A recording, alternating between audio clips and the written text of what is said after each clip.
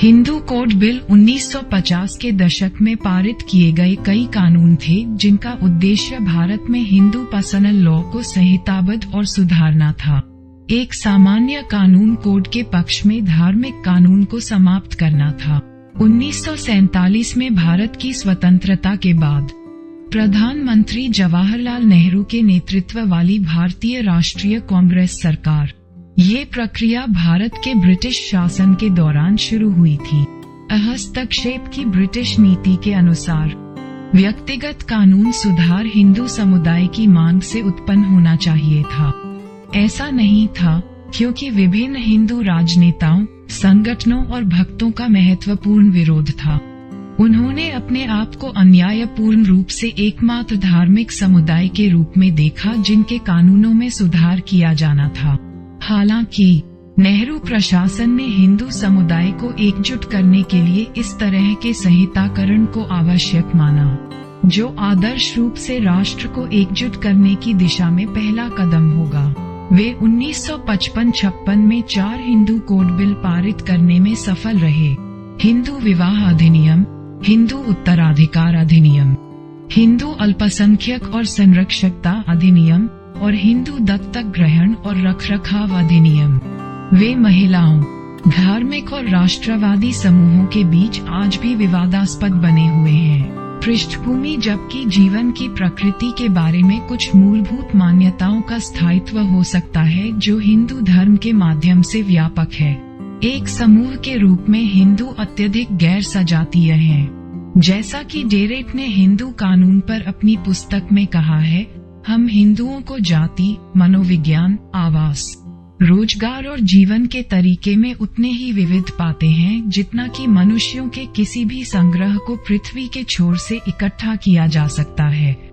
धर्मशास्त्र, विवाह, गोद लेने, संयुक्त परिवार, अल्पसंख्यकों, उत्तराधिकार, धार्मिक बंदोबस्त और जाति विशेषाधिकारों के मामलों पर शाब्दिक अधिकार को अक्सर हिंदुओं के निजी कानून के रूप में देखा जाता है। हालांकि इस हिंदू कानून के बारे में जो कुछ भी जाना और समझा जाता है वह नियमों की गड़बड़ी है और अक्सर एक दूसरे के साथ असंगत और असंगत होते हैं, जिनमें एकरूपता की कमी होती है। हिंदू कानून की सामग्री और संरचना अंततः ब्रिटिश न्यायाधीशों द्वारा इसके प्रशासन के परिणामस्वरूप बची हुई है, जिन्होंने हिंदू धार्मिक कानूनी ग्रंथों पर बहुत ध्यान दिया।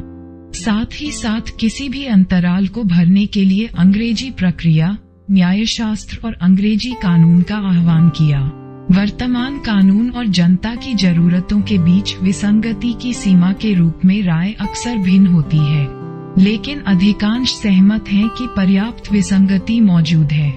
1921 में ब्रिटिश सरकार पहले से ही इतनी दूर चली गई थी कि व्यक्तिगत सदस्यों के टुकड़ों में संहिताबद्ध करने के प्रयासों का स्वागत किया। नीति में एक सीमित लेकिन महत्वपूर्ण बदलाव। लेवी के अनुसार उस वर्ष 2 हिंदू विधायक, एक केंद्रीय विधानसभा, निचला सदन में एक वकील, दूसरा राज्यों की केंद्रीय परिषद, उच्च सदन में संस्कृत के एक प्रतिष्ठित विद्वान ने सरकार के समर्थन की मांग करते हुए प्रस्ताव पेश किया। पारिवारिक कानून के एक हिंदू कोड के लिए अगले 2 दशकों में विवाह, विरासत और संयुक्त परिवार की संपत्ति के हिंदू कानून को संशोधित करते हुए ऐसे कई खंडित उपाय किए गए। समग्र रूप से अधिनियमित विधेयकों ने संपत्ति की अलगाव की क्षमता को बढ़ाने, वर्ण वर्ग के कानूनी महत्व को कम करने, धार्मिक विषमता और धर्मांतरण को मंजूरी देने और सबसे महत्वपूर्ण रूप से महिलाओं की स्थिति में सुधार की दिशा में एक मामूली प्रवृत्ति को आगे बढ़ाया। हालांकि यह 1937 में हिंदू महिलाओं के संपत्ति अधिकार अधिनियम, देशमुख अधिनियम का पारित होना था, जिसने विधवा को संपत्ति में बेटे का हिस्सा दिया था, जो हिंदू कोड बिल की दिशा में सबसे महत्वपूर्ण कदमों में से एक था। समान नागरिक संहिता दिसंबर 1946 में जल्द ही स्वतंत्र होने वाले भारत के लिए एक संविधान तैयार करने के लिए संविधान सभा की बैठक हुई। कुछ लोगों ने तर्क दिया कि भारत के विभिन्न व्यक्तिगत कानून बहुत विभाजनकारी हैं और उनके स्थान पर एक समान नागरिक संहिता स्थापित की जानी चाहिए। और एक बार एक समान नागरिक संहिता की धारणा सामने आने के बाद ये जाति, धर्म और जातीयता की अलग अलग पहचानों पर भारतीय राष्ट्रीय पहचान बनाने के प्रयास के एक महत्वपूर्ण हिस्से के रूप में जल्द ही स्वीकार कर लिया गया। संहिता का कुछ विरोध इस आधार पर था कि इसे लागू करने से अल्पसंख्यकों की सांस्कृतिक पहचान नष्ट हो जाएगी, जिसका संरक्षण लोकतंत्र के लिए महत्वपूर्ण है। इस प्रकार कुछ नारीवादियों का तर्क है कि समान नागरिक संहिता की बहस राज्य और समुदाय की ध्रुवता पर संतुलन बनाती है, लिंग आधारित धुरी को अदृश्य बना देती है जिस पर यह मुड़ता है।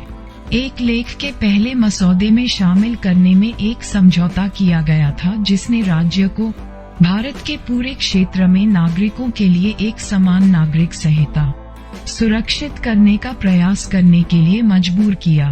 खंड एक लक्ष्य अधिकार नहीं संविधान में अनुच्छेद 44 बन गया। समान संहिता के समर्थकों द्वारा व्यापक रूप से इसकी आलोचना की गई क्योंकि इसमें कोई तंत्र नहीं था और प्रवर्तन के लिए कोई समय सारिणी प्रदान नहीं की गई थी। हालांकि प्रधानमंत्री जवाहरलाल नेहरू और अन्य लोगों ने इसे शामिल करने पर जोर दिया, ये तर्क देते हुए कि भले ही यह केवल प्रतीकात्मक था, ये राष्ट्रीय एकता की दिशा में एक महत्वपूर्ण कदम था। हालांकि नेहरू ने स्वयं एक समान संहिता का समर्थन किया होगा। वे जानते थे कि व्यक्तिगत कानून भारत में धार्मिक पहचान से जुड़े हुए थे और इसलिए उन्हें आसानी से समाप्त नहीं किया जा सकता था। ये स्वीकार करते हुए कि वह जो चाहते थे वह एक राजनीतिक वास्तविकता नहीं थी, उन्होंने एक अप्रवर्तनीय खंड के लिए समझौता किया। संहिताकरण की शुरुआत प्रारंभिक मसौदा 1941 में औपनिवेशिक सरकार ने एक 4 सदस्यीय हिंदू कानून समिति नियुक्त की थी, जिसे इसके अध्यक्ष BN राव के नाम पर राव समिति के नाम से जाना जाता था। समिति को देशमुख अधिनियम के निर्माण के बारे में संदेहों को हल करना था। ये सुनिश्चित करना था कि नई महिला उत्तराधिकारियों की शुरुआत मृतक की अपनी बेटी की कीमत पर नहीं की गई थी और महिलाओं की सीमित संपत्ति को समाप्त करने और बहुविवाह को अलग निवास के लिए आधार बनाने के लिए पेश किए गए बिलों पर विचार करना था और रखरखाव। बाद में 1941 में समिति ने रिपोर्ट दी कि हिंदू संहिता का समय आ गया है। सामाजिक प्रगति और आधुनिकीकरण केवल मूलभूत सुधारों द्वारा प्राप्त किया जा सकता है जो लैंगिक समानता को मान्यता देते हैं। कोड को रूढ़िवादी और सुधारवादी हिंदुओं की सहायता से और हिंदू कानून के मौजूदा स्कूलों और प्राचीन ग्रंथों के व्यापक सम्मिश्रण द्वारा आकार दिया जाना था। 1941 की रिपोर्ट के साथ 2 मसौदा बिल थे, जिनमें से प्रत्येक को विधायिका के दोनों सदनों की एक प्रवर समिति के समक्ष रखा गया था। इस परियोजना का काफी प्रचार किया गया और समितियों की रिपोर्ट के परिणामस्वरूप 1944 में खुद हिंदू लॉ कमेटी को पुनर्जीवित किया गया और इसके अध्यक्ष BN राव ने उत्तराधिकार, भरण पोषण, विवाह और तलाक, अल्पसंख्यक से संबंधित एक मसौदा संहिता तैयार की और संरक्षकता और दत्तक ग्रहण। यह वह कोड था जिसे व्यापक रूप से प्रसारित और चर्चा की गई और हिंदू कोड बिल नाम दिया गया। 12 क्षेत्रीय भाषाओं में प्रकाशन और एक व्यापक प्रचार अभियान के बाद राव समिति ने देश का दौरा किया और गवाहों की जांच की। समिति की परिणाम 1947 की रिपोर्ट में 1941 के प्रस्तावों को शामिल किया गया था और संयुक्त परिवार की संपत्ति प्रणाली को समाप्त करने की सिफारिश की गई थी। पिता की संपत्ति में बेटे के साथ बेटी के एक साथ उत्तराधिकार की शुरुआत, अंतरजातीय विवाहों की बाधा को समाप्त करने की सिफारिश की गई थी, नागरिक और धार्मिक विवाहों का आत्मसात और तलाक की शुरुआत। सरकार की यह मंशा थी कि यह पहला मसौदा 1 जनवरी 1948 को कानून बन जाए। लेकिन पूरी परियोजना को अस्थायी रूप से निलंबित कर दिया गया था जब स्वतंत्रता के कारण विधायिका की प्राथमिकताओं को नए शासन के निर्माण के कार्य के साथ उपभोग करना पड़ा। 1943 तक विधानमंडल के अंदर और बाहर संहिता का एक महत्वपूर्ण विरोध विकसित होना शुरू हो गया था। 1943-44 की विधायी बहस में विरोधियों और समर्थकों ने समान रूप से इस विचार को स्वीकार किया कि अधिकांश कानूनी पेशे कोड का समर्थन करते रहे। विरोधियों ने तर्क देकर कथित समर्थन को कम करने की कोशिश की कि वकीलों का पश्चिमीकरण हो गया है, या ये कि बिल की खूबियों को लोगों को तय करना है, न कि वकीलों को। नेहरू बिल पास करने की अपनी मूल स्थिति से पहले ही पीछे हटने को विवश हो चुके थे। हालांकि 1951 में उनकी स्थिति में बहुत सुधार हुआ जब उन्होंने पुरुषोत्तम दास टंडन को कांग्रेस अध्यक्ष के रूप में उत्तराधिकारी बनाया। उन्होंने उस समय बिल के संबंध में प्रधानमंत्री और पार्टी अध्यक्ष के रूप में अपनी संयुक्त शक्तियों का परीक्षण नहीं करने का फैसला किया और इसे समाप्त होने दिया। हालांकि उन्होंने साथी समर्थकों से वादा किया कि वे गुण दोष के आधार पर सादे तर्कों के साथ विधेयक पर प्रचार करेंगे। अंबेडकर का मसौदा कानून मंत्रालय ने 1948 में पहले मसौदे को संशोधित किया और इसमें कुछ छोटे बदलाव किए, जिससे ये संविधान सभा में चर्चा के लिए अधिक उपयुक्त हो गया, जहां इसे अंततः पेश किया गया था। इसे कानून मंत्री B.R. अंबेडकर की अध्यक्षता में एक प्रवर समिति को भेजा गया था और समिति ने विधेयक में कई महत्वपूर्ण बदलाव किए। इस संस्करण में 8 खंड थे। भाग 1 में ये बताया गया था कि किसे हिंदू माना जाएगा और जाति व्यवस्था को खत्म कर दिया जाएगा। गौरतलब है कि यह निर्धारित किया गया था कि हिंदू कोड किसी भी व्यक्ति पर लागू होगा जो मुस्लिम, पारसी, ईसाई या यहूदी नहीं है, और ये दावा किया कि सभी हिंदुओं को एक समान कानून के तहत शासित किया जाएगा। बिल संबंधित विवाह के भाग 2, भाग 3 दत्तक ग्रहण, भाग 4 संरक्षकता, संयुक्त परिवार की संपत्ति पर नीति का भाग 5 और विवादास्पद था क्योंकि इसमें महिलाओं को संपत्ति का गैर पारंपरिक आवंटन शामिल था। भाग 6 महिलाओं की संपत्ति से संबंधित नीतियाँ और भाग 7 और 8 उत्तराधिकार और रखरखाव पर नीतियां स्थापित करती हैं। तलाक की अनुमति देकर अंबेडकर के हिंदू कोड के संस्करण ने पारंपरिक हिंदू पर्सनल लॉ के साथ संघर्ष किया, जिसने तलाक को मंजूरी नहीं दी। हालांकि यह अभ्यास किया गया था। इसने क्षेत्रीय नियमों को दूर करके सभी हिंदुओं के लिए संपत्ति के स्वामित्व की एक संयुक्त परिवार प्रणाली की स्थापना की। अंत में इसने विधवाओं को संपत्ति का पूरा अधिकार देते हुए बेटियों को विरासत का हिस्सा आवंटित किया, जहां वे पहले प्रतिबंधित थीं। किसे हिंदू माना जाएगा, इसके वर्गीकरण से भी संघर्ष उत्पन्न हुआ। संहिता ने हिंदू को एक नकारात्मक श्रेणी के रूप में स्थापित किया, जिसमें वे सभी शामिल होंगे जो मुस्लिम, यहूदी, ईसाई या पारसी के रूप में अपनी पहचान नहीं रखते थे। इस तरह के व्यापक पदनाम ने हिंदू धर्म में क्षेत्र, परंपरा और रीति रिवाजों की जबरदस्त विविधता को नजरअंदाज कर दिया। जो लोग सिख धर्म, जैन धर्म और बौद्ध धर्म का पालन करते थे, उन्हें कोड बिल के अधिकार क्षेत्र में हिंदू माना जाता था, जबकि उन्होंने मूल रूप से हिंदू धर्म के पहलुओं को शामिल किया था। तब तक वे अपने स्वयं के रीति रिवाजों, परंपराओं और अनुष्ठानों के साथ अद्वितीय धर्मों में विकसित हो गए थे। हिंदू पर्सनल लॉ के रूप में स्थापित किए जाने पर भी महत्वपूर्ण विवाद था। हिंदू धर्म के तहत स्वीकृत विभिन्न प्रकार की प्रथाएं और दृष्टिकोण थे, इसलिए प्रशासन को इन विविधताओं के बीच मध्यस्थता करनी पड़ी, कुछ को वैध ठहराना और दूसरों की अवहेलना या हाशिए पर रखना। संशोधन और पारित करना। अंबेडकर ने संविधान सभा को जो मसौदा प्रस्तुत किया था, उसका सांसदों के कई वर्गों ने विरोध किया था। हिंदू कोड बिल पर चर्चा शुरू करने के प्रस्ताव पर 50 घंटे से अधिक समय तक बहस हुई और चर्चा को 1 वर्ष से अधिक समय के लिए स्थगित कर दिया गया। यह महसूस करते हुए कि विधेयक को पारित कराने के लिए उन्हें महत्वपूर्ण रियायतें देनी होंगी, नेहरू ने प्रस्तावित कानून को कई वर्गों में विभाजित करने का सुझाव दिया। उन्होंने संविधान सभा को बताया कि वे विवाह और तलाक से संबंधित केवल पहले 55 खंडों का ही विरोध करेंगे, जबकि शेष पर पहले आम चुनाव के बाद भारत की संसद द्वारा विचार किया जाएगा। हालांकि बिल का समर्थन करने के लिए रूढ़िवादियों को समझाने में समझौता काफी हद तक अप्रभावी था। बहस के एक अतिरिक्त सप्ताह के बाद जब 55 में से केवल 3 खंड पारित हुए, तो नेहरू ने अंबेडकर की समिति को एक नया मसौदा वितरित किया, जो आलोचकों की कई मांगों का अनुपालन करता था, जिसमें मिताशय संयुक्त परिवार प्रणाली की बहाली, भाइयों को अनुमति देने के लिए एक संशोधन शामिल था, बेटियों की विरासत का हिस्सा खरीदे और शादी के 3 साल बाद ही तलाक की अनुमति देने वाली शर्त।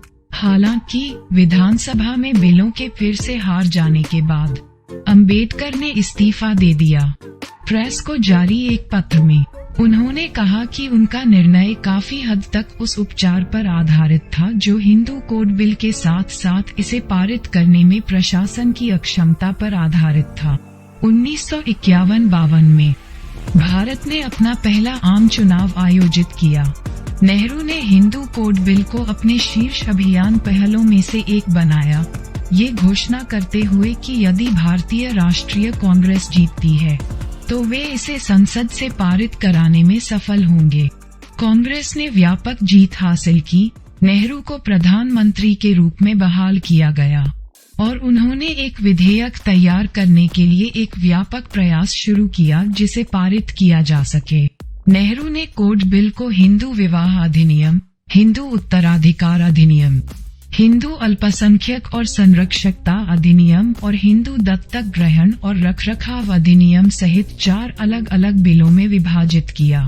इनका काफी कम विरोध हुआ और 1952 और 1956 के वर्षों के बीच प्रत्येक को प्रभावी रूप से संसद में पेश किया गया और पारित किया गया। जैसा कि मैन्सफील्ड ने भारत में व्यक्तिगत कानूनों की आवश्यकता के बारे में लिखा है, दुनिया के विभिन्न हिस्सों में बड़ी राजनीतिक संस्थाओं के पतन और जातीयता, धर्म या भाषा या इन कारकों के संयोजन के आधार पर छोटी संस्थाओं को जगह देने का तमाशा विचार को मजबूत करने के बजाय की एक शक्तिशाली केंद्रीकृत सांस्कृतिक रूप से समरूप राष्ट्र आदेश और समृद्धि के लिए आवश्यक है। कुछ लोगों के लिए इस विचार की पुष्टि हो सकती है कि भारत के लिए दबाव का कार्य केंद्रीय शक्ति और सांस्कृतिक समरूपता को बढ़ाना नहीं है, बल्कि राष्ट्र राज्य का विकल्प खोजना है। मॉडल, एक विकल्प जो बहुलवाद के किसी रूप के माध्यम से एकता को बनाए रखेगा। हिंदू कोड बिल को स्थापित करने में नेहरू का प्राथमिक उद्देश्य हिंदू समुदाय को एकजुट करना था, इसलिए हिंदू को व्यापक अर्थों में परिभाषित करना समझ में आया। कानूनी इक्विटी द्वारा नेहरू का इरादा हिंदू समुदाय के भीतर भेद मिटाने और हिंदू सामाजिक एकता बनाने का था। हिंदुओं का एक सजातीय समाज में एकीकरण सबसे अच्छा एक व्यापक कोड बनाकर किया जा सकता है जो हर संप्रदाय को अपने दायरे में शामिल करता है। जाति और धार्मिक संप्रदाय। संविधान में अनुच्छेद 44 पर बहस से पता चला कि कई लोगों का मानना था कि विभिन्न कानूनों और कानूनी विभाजनों ने सामाजिक विभाजनों को बनाने या कम से कम प्रतिबिंबित करने में मदद की थी। नेहरू और उनके समर्थकों ने जोर देकर कहा कि हिंदू समुदाय, जिसमें 80% भारतीय आबादी शामिल है, को पहले शेष भारत को एकजुट करने के लिए कोई कार्रवाई करने से पहले एकजुट होने की आवश्यकता थी। इसलिए भारतीय राष्ट्रीय पहचान स्थापित करने के लिए हिंदू पर्सनल लॉ का संहिताकरण एक प्रतीकात्मक शुरुआत बन गया। नेहरू ने ये भी महसूस किया कि क्योंकि वह हिंदू थे, मुस्लिम या यहूदी कानून के विपरीत विशेष रूप से हिंदू कानून को संहिताबद्ध करना उनका विशेषाधिकार था। संसद में जिन लोगों ने विधेयकों का समर्थन किया, उन्होंने भी उन्हें हिंदू समाज के आधुनिकीकरण की दिशा में एक महत्वपूर्ण कदम के रूप में देखा। क्योंकि वे स्पष्ट रूप से धार्मिक कानूनों से धर्मनिरपेक्ष कानूनों को चित्रित करेंगे। कई लोगों ने भारत के विकास के लिए आवश्यक होने के लिए स्थापित महिलाओं के लिए अधिक अधिकारों को लागू करने के बिलों के अवसर की भी शुरुआत की। समर्थन और विरोध महासभा में हिंदू कोड बिल पर बहस के दौरान हिंदू आबादी के बड़े हिस्से ने विरोध किया और बिल के खिलाफ रैलियां की। बिलों की हार की पैरवी करने के लिए कई संगठन बनाए गए और पूरे हिंदू आबादी में भारी मात्रा में साहित्य वितरित किया गया। इस तरह के मुखर विरोध के सामने नेहरू को हिंदू कोड बिल के पारित होने को सही ठहराना पड़ा। इससे पहले उन्होंने कहा था कि हस्तक्षेप की नीति के अनुसार वह हिंदू समुदाय की एक मांग के अनुपालन में संहिताकरण कर रहे थे। जब ये स्पष्ट हो गया कि हिंदुओं के विशाल बहुमत ने विधेयकों का समर्थन नहीं किया, तो उन्होंने जोर देकर कहा कि हालांकि वे अल्पसंख्यक थे, जिन्होंने विधेयकों का समर्थन किया, वे आधुनिक और प्रगतिशील थे और इसलिए संख्या में नहीं तो महत्व में हिंदू समुदाय में महत्वपूर्ण वजन रखते थे। उन्होंने ये भी तर्क दिया कि क्योंकि बिल के समर्थक प्रगतिशील थे, जो लोग असहमत थे वे अंततः आधुनिकता की वास्तविकताओं का सामना करने पर अपनी स्थिति बदल देंगे। समर्थकों में विभिन्न राजनीतिक दलों से संबंधित संसद के भीतर और बाहर पुरुषों और महिलाओं दोनों शामिल थे। कांग्रेस की महिला विंग, अखिल भारतीय महिला सम्मेलन और कई अन्य महिला संगठनों से विधेयकों को महत्वपूर्ण समर्थन मिला। समर्थकों ने बड़े पैमाने पर जनता को ये समझाने की कोशिश की कि बिल शास्त्रीय हिंदू पर्सनल लॉ से दूर नहीं है। अनिवार्य रूप से संसद में बिलों का विरोध करने वाले पुरुष थे। ज्यादातर नेहरू की अपनी कांग्रेस पार्टी से थे। उनका मानना था कि कोड बिल उन सुधारों को स्थापित करेगा जो शास्त्रीय हिंदू सामाजिक व्यवस्था से बहुत दूर थे और बहुत कट्टरपंथी थे। उन्होंने तर्क दिया कि तलाक जैसी प्रथाओं को हिंदू धर्म द्वारा बिल्कुल भी माफ नहीं किया गया था। एक हिंदू के लिए विवाह पवित्र और इस तरह अघुलनशील है। उन्होंने ये भी महसूस किया कि महिलाओं को संपत्ति के समान अधिकार दिए जाने चाहिए। एक संयुक्त परिवार की मिताशर अवधारणा हिंदू समाज की नींव के रूप में गिर जाएगी। उन्होंने ये भी जोर देकर कहा कि यदि बेटियों और पत्नियों को विरासत में दिया जाता है तो परिवारों के भीतर और अधिक संघर्ष पैदा होंगे। हालांकि उनका मुख्य तर्क ये था कि बिलों में जनता का समर्थन नहीं था, इसलिए वे हस्तक्षेप की नीति के सीधे विरोधाभासी थे और इसका मतलब ये होगा कि सरकार पर्सनल लॉ में दखल दे रही थी। उन्होंने निहित किया कि ये हिंदुओं के एक छोटे से अल्पसंख्यक द्वारा बहुसंख्यकों पर प्रचारित बिल थे, जो उन्हें नहीं चाहते थे। आज वर्तमान में हिंदू कोड बिल का प्रयोग यह निर्धारित करने में विवादास्पद रहा है कि किसे हिंदू कहा जाना चाहिए और कौन हिंदू कानून के कुछ नियमों से छूट पाने का हकदार है। वे अभी भी महिलाओं, राष्ट्रवादी और धार्मिक समूहों सहित कई समुदायों के बीच विवादास्पद हैं। उनकी रचना के समय कई लोगों ने उन्हें हिंदू कानूनी मिसाल से गंभीर विचलन के रूप में चित्रित किया। निवेदिता मेनन जैसी नारीवादियों का तर्क है कि चूंकि व्यक्तिगत कानून विवाह, विरासत और बच्चों की संरक्षकता के मामलों को कवर करते हैं और चूंकि सभी व्यक्तिगत कानून महिलाओं के खिलाफ भेदभाव करते हैं, इसलिए कानूनों के भीतर तनाव व्यक्तिगत नागरिकों के रूप में महिलाओं के अधिकारों और अधिकारों के बीच एक विरोधाभास है। लोकतंत्र की सामूहिक इकाइयों के रूप में धार्मिक समुदायों के अपने 1998 के लेख राज्य, लिंग, समुदाय, समकालीन भारत में नागरिकता में वह सभी व्यक्तिगत कानूनों के भीतर सुधार के लिए और अधिक समर्थन और पहल की मांग करती है और उन क्षेत्रों में अधिक कानून बनाती है जो धर्मनिरपेक्ष या व्यक्तिगत कानूनों जैसे कि घरेलू हिंसा के दायरे में नहीं आते हैं।